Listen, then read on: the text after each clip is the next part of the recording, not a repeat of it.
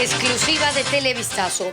La cárcel de Cotopaxi tiene una villa VIP para presos que no consta en ningún plano oficial, con acceso a internet y llamadas internacionales. 26 ríos del país están en riesgo de desbordamiento por las lluvias de las últimas horas. El caso más grave está en Imbabura, donde se desbordó una quebrada con correntadas de lodo.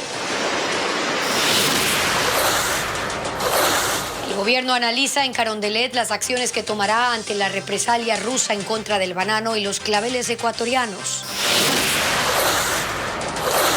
El Consejo de la Judicatura no reconocerá a Iván Saquicela como presidente prorrogado de la Corte de Justicia y asegura que el Pleno de la Corte debe designar un encargado. El incremento del IVA al 15% se queda sin apoyo en la Asamblea y las reformas de ley urgente para financiar el conflicto se votarán artículo por artículo.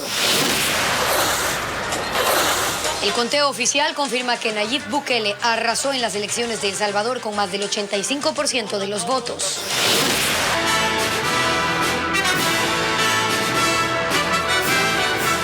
Buenas tardes, amigos. Bienvenidos a esta emisión de Televistazo. Estefi. ¿Qué tal, Gaby? Amigos, comenzamos con una exclusiva de Televistazo.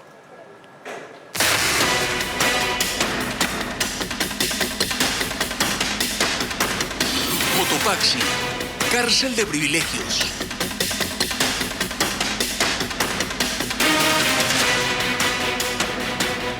Un equipo de Coavisa ingresó a la cárcel de La Tacunga en Cotopaxi, una de las más peligrosas del país, en exclusiva.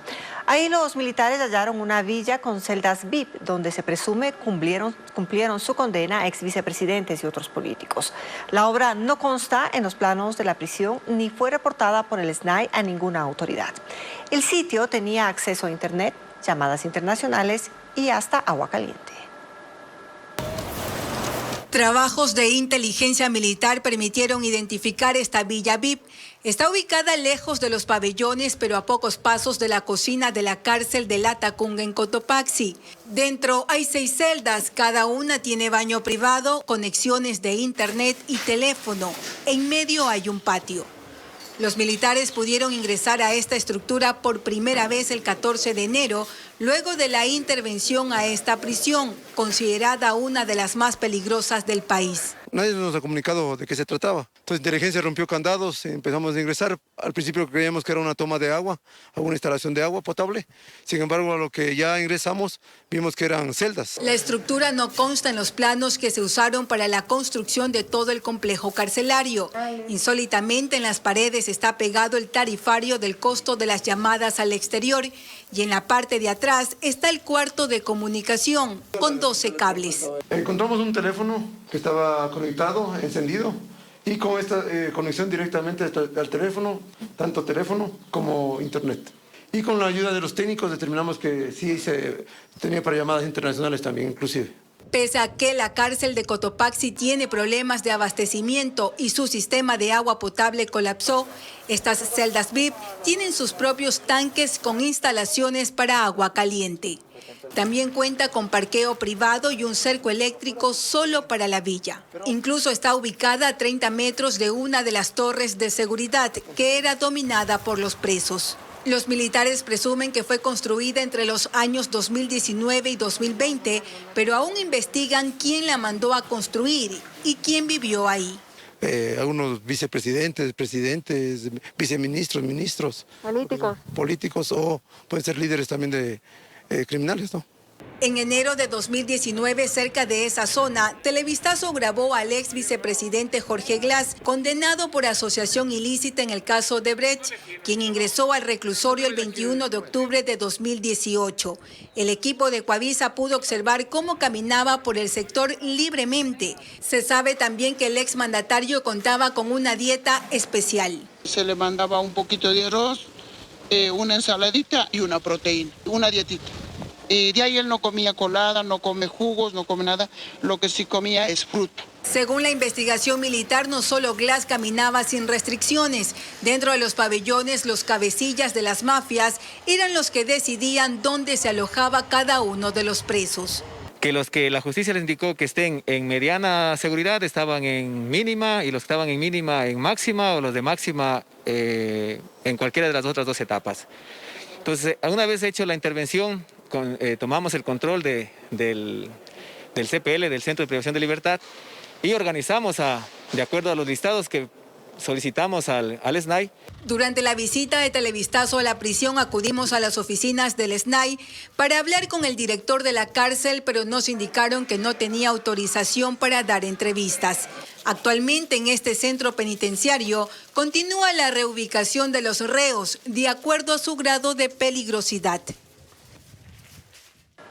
Mañana les presentaremos los nuevos hallazgos que identificaron las Fuerzas Armadas en la cárcel de Cotopaxi.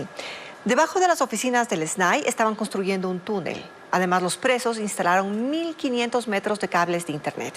El sistema de escáneres y cámaras no funciona. Y todo esto permitió que los presos tengan el poder absoluto de este centro, uno de los más peligrosos del país. Las lluvias torrenciales también han causado estragos en los ríos, Guayas y Bolívar. El INAMI prevé aguaceros durante el feriado de Carnaval, como reporta ahora Vanessa Robles. En el cantón Ventanas, provincia de Los Ríos, el agua ingresó hasta las viviendas de al menos 50 familias. Ellos viven en el recinto El Lechugal. Tuvieron que cargar a los niños en brazos para movilizarse, pues el agua llegaba hasta la cintura.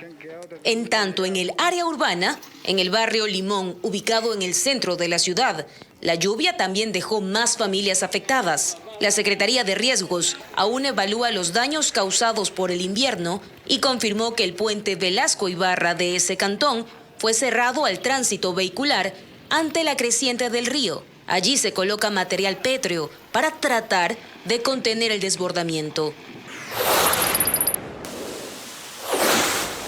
En Guayas, el puerto principal soportó una lluvia de más de 6 horas, que según las autoridades, inundó al menos 20 avenidas y calles de Guayaquil, como la 25 de Julio, Quito, el sector de La Huangala. También hubo accidentes. En la vía a la costa, un vehículo se subió al parterre de retorno. Personal de tránsito atendió la emergencia, al igual que ocurrió con un taxi en el 1,5 kilómetros de la vía San Borondón. No se presentaron colapsos estructurales, caída de árboles, deslizamientos, vendavales ni socavones, confirmó Segura EP. En el cantón Milagro, las cámaras del ECU 911 también captaron las calles anegadas a la altura del Mercado Central y Hospital del IES. En el Mercado La Dolorosa, los vehículos tuvieron problemas para transitar.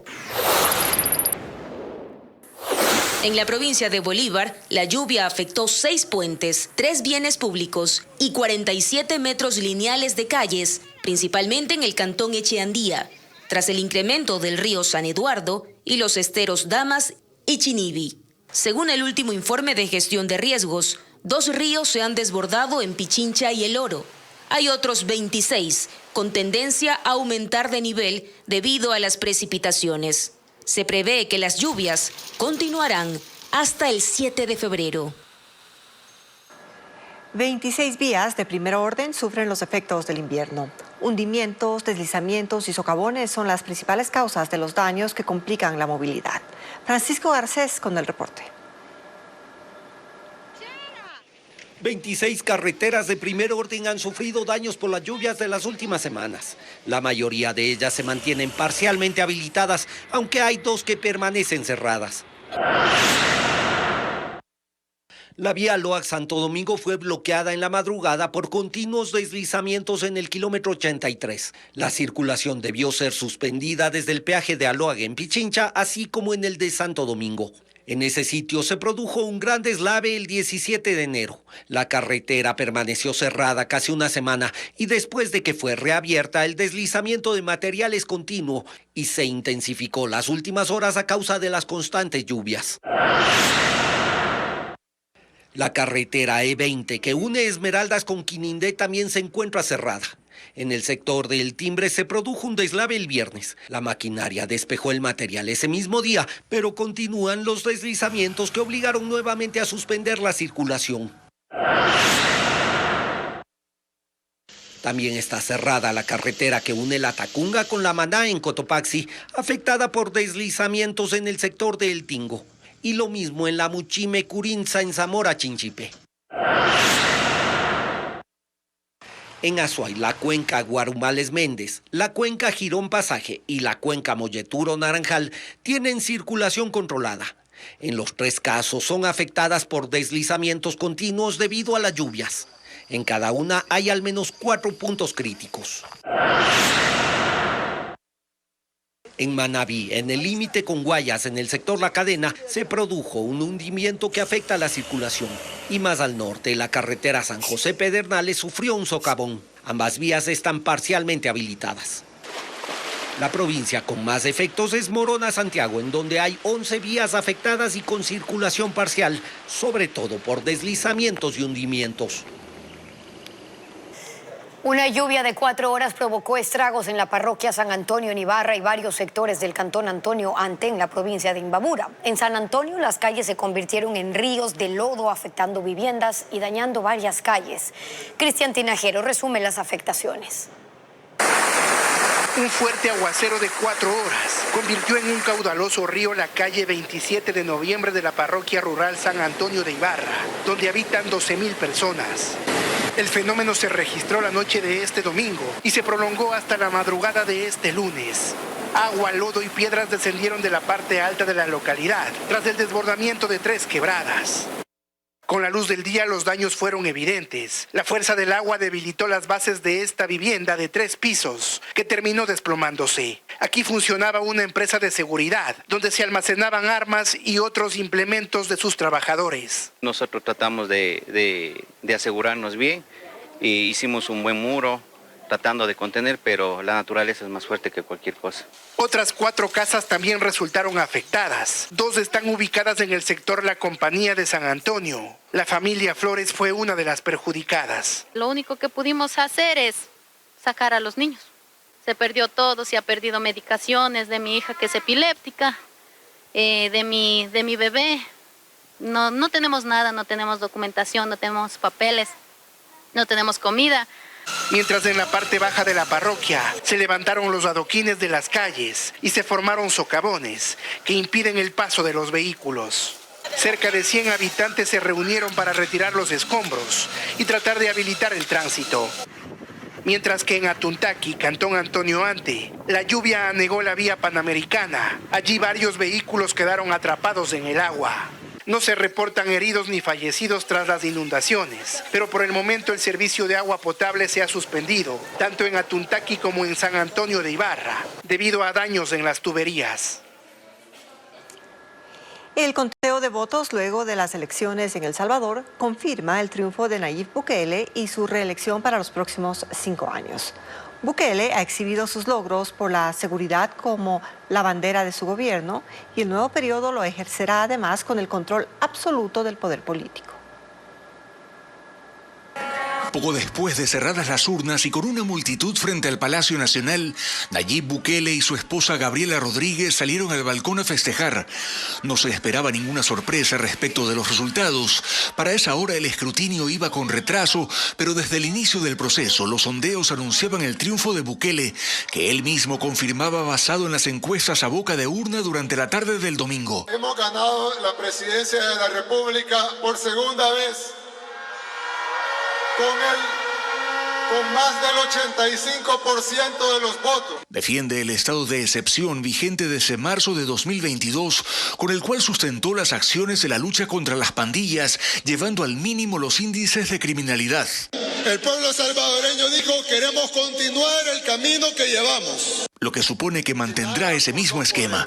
Bukele respondió a periodistas, a organismos de derechos humanos, gobiernos y otras ONGs que han cuestionado sus métodos en una estrategia que ha llevado a la detención de 75,000 personas y el desmantelamiento de los grupos criminales.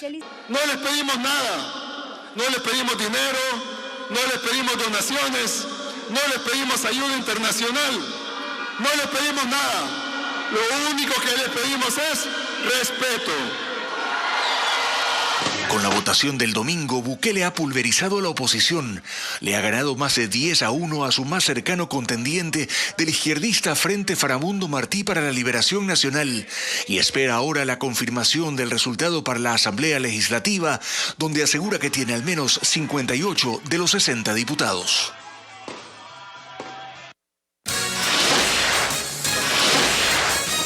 Y más adelante, ¿cuál es el siguiente paso luego de que Iván Saquicela no fuese reconocido como presidente prorrogado de la Corte de Justicia por la Judicatura? Entérese al volver.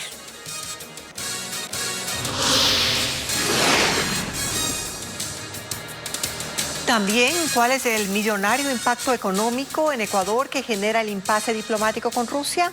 En Carondelet, las reuniones no paran. Ya regresamos.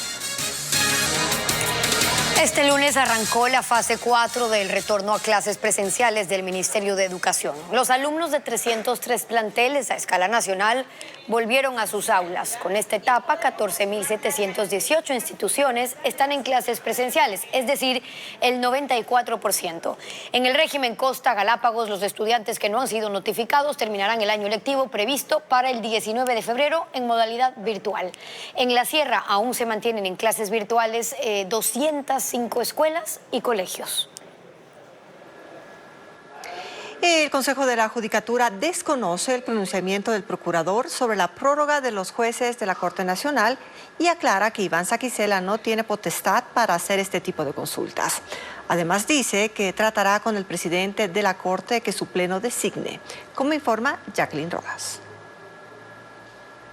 El Consejo de la Judicatura desconoció el pronunciamiento del Procurador General del Estado, solicitado por el presidente de la Corte Nacional de Justicia, Iván Saquicela, sobre la prórroga de los 4 jueces que ya fueron cesados en funciones. En rueda de prensa, las autoridades del organismo dejaron claro que Saquicela no tiene potestad para hacer esa consulta. El señor doctor presidente de la Corte Nacional tiene la representación de la función judicial. Pero quien tiene la representación administrativa y de gobierno es el Consejo de la Judicatura y fundamentalmente su representante legal, que es el director general. Él sería el único que puede hacer las consultas. Por lo tanto, el dictamen del señor Procurador General del Estado no es vinculante para el Consejo de la Judicatura en la cuestión de la prórroga. El procurador emitió 2 pronunciamientos, uno sobre los jueces y otro para que Iván Saquicela se prorrogue en funciones. Al Consejo de la Judicatura le compete definir la situación de los jueces. Sobre la presidencia de la Corte, Álvaro Román dice que debe resolverlo su pleno. Deberán los jueces nacionales solucionar, porque ellos son el pleno de la Corte Nacional es la nominadora del presidente de la Corte Nacional. A partir de mañana, ¿a qué presidente se van a dirigir ustedes? Tendremos que esperar a quien se designa por parte del Pleno de la Corte Nacional. Hoy es el último día en funciones de Iván Saquicela en su periodo regular como presidente de la Corte Nacional. Con lo dicho por la Judicatura se vuelve a hablar de acefalía y es incierto quién será el titular desde mañana.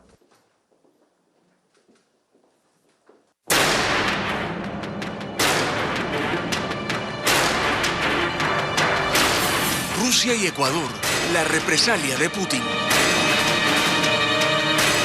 Intenso movimiento esta mañana en el Palacio de Gobierno. El presidente mantiene reuniones sobre la retaliación de Rusia que trascienden las exportaciones ecuatorianas. Adriana Bermeo con el informe. El gobierno mantiene reuniones para definir su postura frente al pedido de Rusia de suspender las exportaciones de banano y flores. Los ministerios a cargo del análisis político y técnico son los de Agricultura y de la Producción y Comercio Exterior, conjuntamente con la Secretaría de Comunicación. Las reuniones sobre las retaliaciones de Rusia no solo se han concentrado en el Palacio de Carondelet, donde se ha registrado un intenso movimiento durante la mañana de este lunes. En cada una de las carteras de Estado involucradas trabajan los equipos técnicos y también se realizan acercamientos con las autoridades fitosanitarias de Rusia. Extraoficialmente conocemos que en las próximas horas el presidente Noboa mantendrá una reunión con los empresarios. Luego se conocerá la postura de las autoridades ecuatorianas sobre este tema.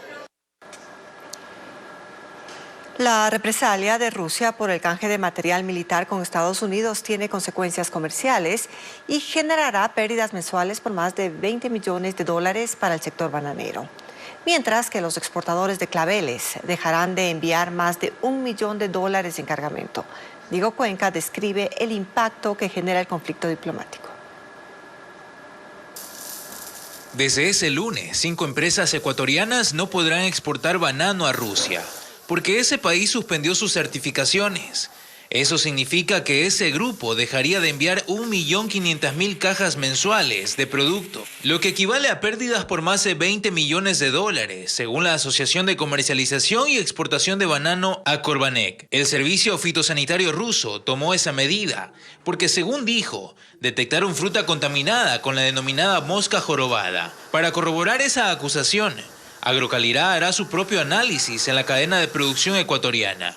Y con esos resultados el gremio responderá en las próximas horas. Invitándolos incluso a que vengan al Ecuador para que corroboren el cumplimiento de dicho protocolo y también pidiendo el levantamiento de la suspensión, que muchas de estas compañías ya tenían contratos suscritos con importadores y supermercados rusos, ¿no? La medida rusa también afecta al sector floricultor, específicamente para los exportadores de claveles, que son acusados de enviar cajas con plagas que pueden afectar el 100% de las cosechas de vegetales y frutas de ese país. Por eso Rusia pidió suspender la comercialización de estos productos a partir del viernes 9 de febrero. Eso significa que Ecuador dejará de enviar más de $1 millón mensuales en cargamento. Según la Federación Ecuatoriana de Exportadores, las pérdidas económicas pueden ser mayores en marzo, debido a que en ese mes se incrementan los pedidos por el Día Internacional de la Mujer. Obviamente ya tocará recolocar el producto en otro mercado destino y si en realidad si es una medida técnica científica habrá que buscar el mecanismo para solucionarlo, porque Rusia es un mercado muy importante para el país que no podemos perderlo, ¿no? Rusia es el cuarto destino de nuestras exportaciones, exportamos más de $800 millones al año, entonces hay que siempre cuidar ese mercado. Estas restricciones comerciales ocurren en medio de una tensión diplomática entre Rusia y Ecuador por el intercambio de material bélico con Estados Unidos. 6 helicópteros y artillería antiaérea de fabricación rusa y ucraniana son parte del material bélico que Ecuador canjeará con Estados Unidos. Según el presidente Daniel Noboa, se trata de chatarra a cambio de nuevo armamento para las Fuerzas Armadas. Paul Romero con el informe. El canje de material bélico ruso de las Fuerzas Armadas con armamento de Estados Unidos generó un problema al Ecuador. Ese material data de los años 90 y por tanto el gobierno nacional lo considera chatarra. ¿Cuál es el armamento de la polémica? Según fuentes militares, son 6 helicópteros MI adquiridos por la Brigada de Aviación del Ejército en 1997 que no están volando por falta de repuestos. 12 sistemas múltiples de lanzamiento de cohetes de largo alcance y 34 sistemas de defensa antiaérea de corto alcance. Sistemas portátiles con vehículos lanzacohetes BM-21 que el ejército utilizó durante el conflicto del Alto Cenepa. Este armamento fue adquirido en 1994 a Nicaragua, un año antes de la guerra con Perú en 1995. Según el presidente Daniel Noboa, se trata de chatarra militar que Estados Unidos canjeará por moderno armamento valorado en $200 millones. El mandatario la semana pasada dijo a Ecuavisa, antes que Rusia tome represalias, que el acuerdo sigue firme y debe concretarse en el primer trimestre del año. Se va a proceder de todas maneras. Ellos alegan de que es material bélico, de que es equipamiento de guerra. Nosotros hemos comprobado de que es chatarra. Y eso, dentro de convenios internacionales, no se puede transportar material bélico, en este caso, pero sí chatarra de este tipo. Nosotros no vamos a cortar relaciones con Rusia. Creo que la postura que ellos están manteniendo no es una postura adecuada, ya que nosotros también vivimos una guerra acá. La versión militar ratifica la versión presidencial. La guerra entre Rusia y Ucrania desabasteció el mercado y los fabricantes no tienen los componentes que requiere Ecuador para volver a operar las naves.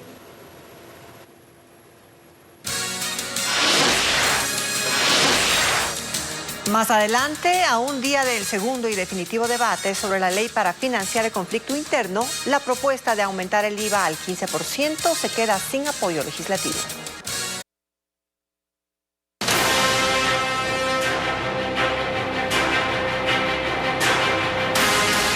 Impuestos. Todo dependerá del veto.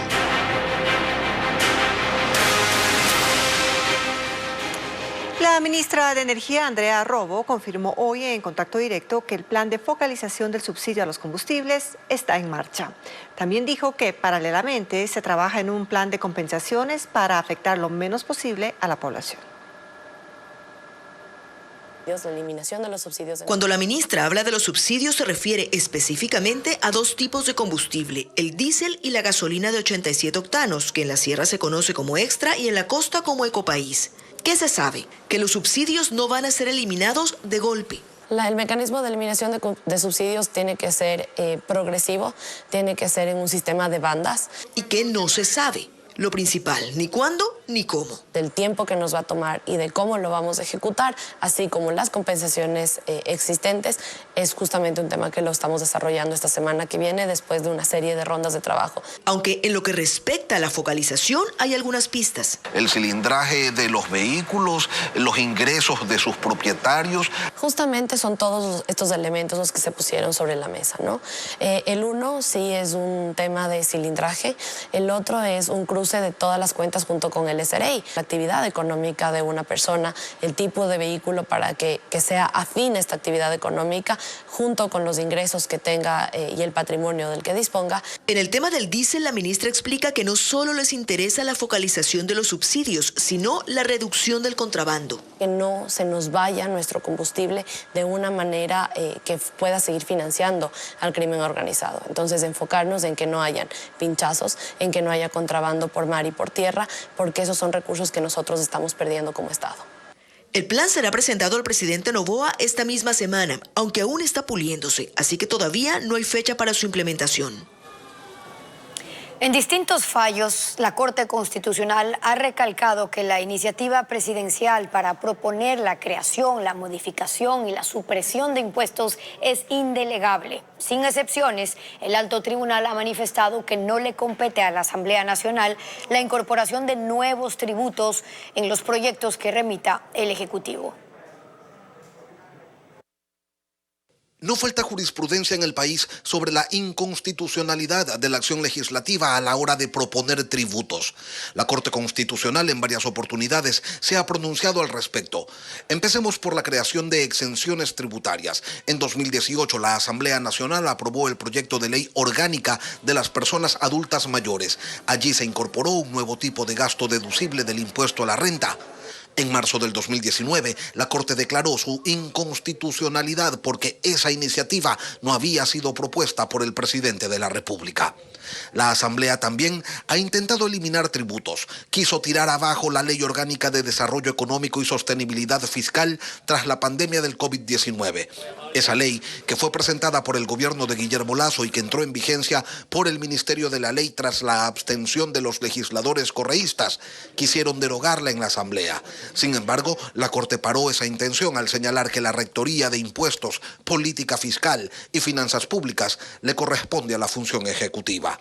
Otra sentencia de inconstitucionalidad en materia tributaria se generó en relación a la Ley de Fomento Ambiental, que entró en vigencia por el Ministerio de la Ley en el 2011. La Corte se tomó su tiempo. En el 2022 llegó su pronunciamiento dejando sin piso el incremento del impuesto a la salida de divisas del 2 al 5%, el impuesto a las botellas plásticas, así como la distribución de las utilidades del sector petrolero y minero que se establecieron en un 3% para los trabajadores y el 12% para el Estado. En esa ocasión, el motivo de la inconstitucionalidad fue la falta de unidad de materia. Sin embargo, la Corte extendió hasta fines del 2023 su vigencia para darle tiempo al Estado de suplir los ingresos que la inconstitucional ley generaba. En Chile se incrementa el número de fallecidos por los incendios forestales. 112 personas han muerto y hay cerca de 200 desaparecidos. El estado de duelo nacional se mantiene, así como la emergencia para asistir a los damnificados, mientras se conocen nuevas imágenes de los momentos en los que el fuego consumía miles de hectáreas en los cerros de Valparaíso. Esta imagen, captada en el balneario de Reñaca, a 16 kilómetros del sitio de los incendios, muestra un cielo enrojecido y una densa capa de humo que tapaba el sol. En las comunas afectadas, mientras tanto, el pánico se apoderaba incluso de quienes estaban en las rutas de evacuación y pasajeros como los de este bus que avanzaba en medio de las llamas. ¡Hay un auto ahí, hay un auto! O cuando estos bomberos detectaron a otra unidad llena de gente en el camino. ¡Alto, alto! ¡Alto! ¡Está lleno de gente! ¡Está lleno de gente! ¡Hay gente! ¡Hay gente atrapada en la micro! El centro y el sur de Chile han sufrido una serie de incendios forestales este año que han consumido 51.000 hectáreas. Pero lo más trágico está aquí, en Valparaíso. 112 muertos desde el fin de semana, 200 desaparecidos, 3.000 casas consumidas y decenas de autos destrozados. El gobierno tiene sospechas de que su origen es intencional y no solo asociado al calor y el clima seco en la zona. El presidente Gabriel Boric ha descrito la situación como la tragedia más grande desde el terremoto de febrero de 2010. Mientras que en Valparaíso hay todavía 7 incendios activos y 105 más en otras 10 regiones de Chile. El sur de California soporta un fuerte temporal que causa inundaciones y cortes de energía. El gobernador Gavin Newsom declaró el estado de emergencia para 8 condados. Una alteración climática con altos niveles de humedad provoca lluvias e inundaciones en el sur de California. Las precipitaciones han causado leves avalanchas de lodo en valles y montañas que han bloqueado caminos, así como un fuerte oleaje en las zonas costeras. Unos 700.000 usuarios se quedaron sin electricidad esta madrugada. Decenas de vuelos desde y hacia el aeropuerto de Los Ángeles tuvieron retrasos o fueron cancelados. Debido a este evento, se llamó a los residentes de zonas específicas en Santa Bárbara, San José, Los Ángeles y el condado de Ventura a evacuar por el peligro de sufrir aludes o inundaciones. Según el servicio meteorológico, la peor tormenta se producirá el martes, por lo que el gobernador de California, Gavin Newsom, declaró estado de emergencia para 8 condados. En Estados Unidos, 10 gobernadores republicanos se reunieron con el gobernador de Texas, Greg Abbott, en una muestra de apoyo a su lucha contra la inmigración irregular con ayuda de la Guardia Nacional Texana y se oponen a la decisión del presidente Joe Biden para que la patrulla fronteriza se haga cargo de la situación en el borde con México. Greg Abbott encabezó una rueda de prensa en la frontera que separa la ciudad de Piedras Negras en México y la ciudad tejana de Eagle Pass. Esto como parte de la respuesta a las políticas de migración del presidente Joe Biden. Junto con él estaban los representantes de Tennessee, Oklahoma, Dakota del Sur, Virginia, Georgia, entre otros 5. Todos ellos afirman que Texas tiene derecho como estado a defenderse contra cualquier peligro inminente o invasión. Desde 2021, Abbott desarrolla el denominado operativo Lone Star en contra de la migración ilegal, con el cual ha construido barreras de alambres de púas a lo largo de la frontera y ha detenido a casi 500.000 indocumentados, asunto que la administración de Joe Biden exige se detenga para que sea la Guardia Fronteriza la que se encargue de los migrantes en situación irregular. Varios senadores publicaron este domingo el texto de un acuerdo bipartidista, el cual incluye medidas mucho más estrictas para quienes solicitan asilo, la expulsión inmediata para quienes no cumplan con los requisitos y acelerar los trámites para aquellos casos que sí califiquen. El rey Carlos III de Inglaterra fue diagnosticado con cáncer y pospondrá sus compromisos para someterse a tratamiento. Los voceros del Palacio de Buckingham informaron que la enfermedad fue detectada después de que el monarca se sometió días atrás a un procedimiento médico por agrandamiento de próstata, pero que no se trata de cáncer en esa glándula, sin especificar dónde está alojado el tumor. Por ahora, Carlos cancela sus apariciones en público, pero seguirá despachando los asuntos de Estado en la residencia oficial. Este martes se hará el segundo y definitivo debate sobre la ley que busca financiar el conflicto armado interno y que incluye un incremento temporal del IVA al 15%. Correístas y socialcristianos continúan rechazando la posibilidad. Patricio Díaz explica cómo se realizará la votación. Las posturas sobre el incremento temporal del IVA se mantienen. No hay votos para su aprobación.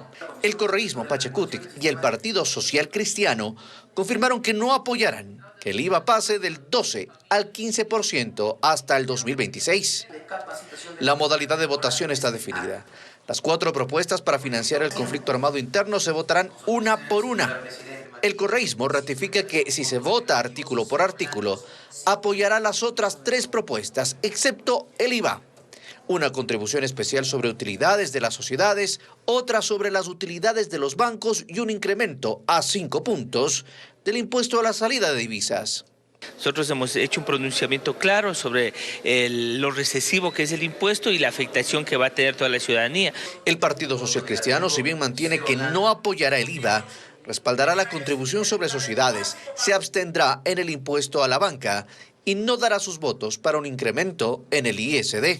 El impuesto a la salida de divisas también es un impuesto que va a causar malestar dentro de la economía.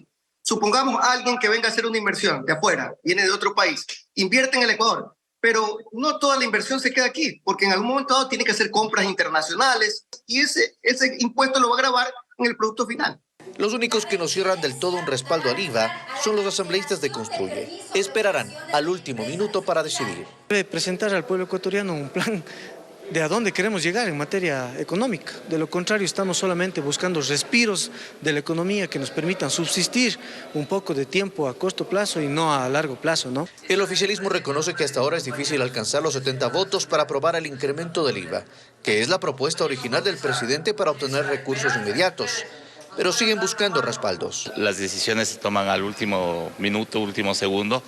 Estamos en conversaciones. Todo se dilucidará este martes. La sesión empieza a las 10 de la mañana. Leandro Norero y Javier Jordán, según los chats que Fiscalía recuperó de los celulares del narcotraficante, hablaban de los contratos que ambos tenían con municipios y prefecturas. En Manta, a empresas del patrón se les habrían adjudicado 2 obras. Luisa María Heredia con el informe.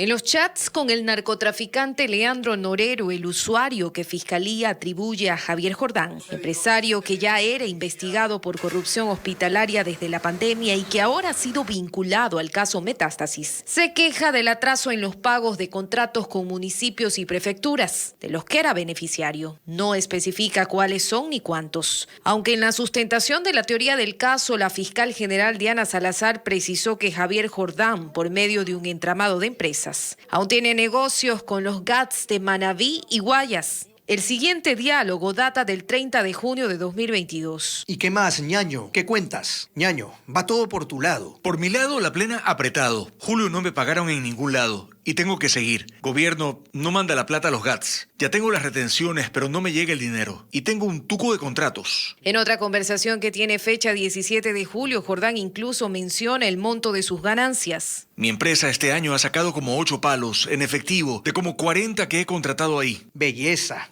Usted sí sabe. A lo dicho por Jordán, Leandro Norero responde con una frase que el Ministerio Público relaciona con una denuncia que fue presentada luego de la detención del patrón por el asesinado candidato a la presidencia Fernando Villavicencio sobre 2 contratos con el municipio de Manta para la construcción y pavimentación de vías, que se adjudicó a 2 empresas que la Fiscalía sospecha eran de Norero, aunque estaban a nombre de testaferros. A mí sí me paga el GAT.